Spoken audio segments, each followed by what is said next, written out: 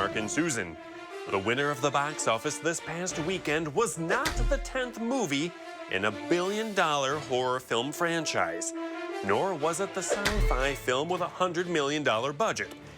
No, it was Paw Patrol, the mighty movie, which just goes to prove, never bet against puppies. It's showtime! The film opened to $23 million, and its win at the box office is a clear indicator of the lack of kid-friendly films currently in theaters and the desire to see them. Let's go! In second place was Saw X, making $18 million.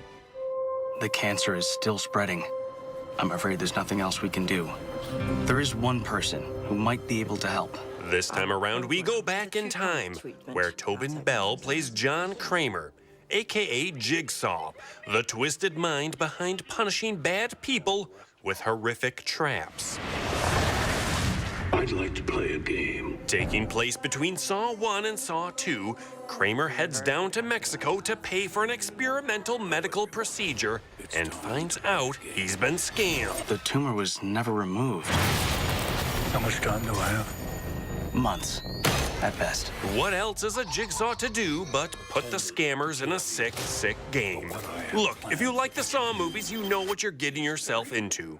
And the good news is this may not be a good movie, but it's at least one of the better Saw movies.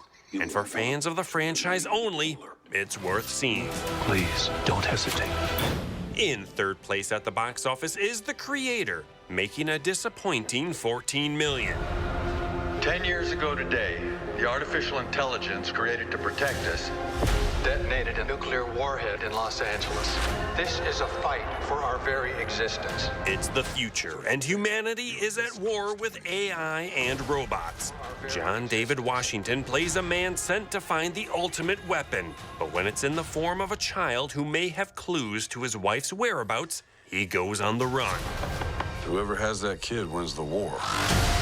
And he runs and runs. This movie is mostly explosions and running. The film is absolutely gorgeous to look at, the effects are terrific, but just a little more depth in the story would have been appreciated. The Creator isn't a slam dunk, but it's still worth seeing. And finally, expanding wide and opening in 7th place with $3.5 million is the film Dumb Money. How much did we make today? $5 million? How much did we lose today? $1 billion. The film recounts the real-life events of retail investors buying stocks in video game store GameStop and causing hedge fund managers to lose their money in a short squeeze. Wall Street is betting that this company is going to fail. The film is similar in many ways to 2015's The Big Short. There's a large cast, a calamity in the world of finance, and a winking sense of humor. Dumb money, man. Happy to take it. Dumb Money doesn't reach the heights of The Big Short, but it's still an immensely watchable and enjoyable film with a stellar cast that includes Paul Dano, America Ferrera, Seth Rogen, and more. You have to testify before Congress. The game has changed. Dumb Money is absolutely worth seeing and is playing in theaters now. We need to talk about the GameStop situation. For Live at 4, I'm Wil Loper. Little guy.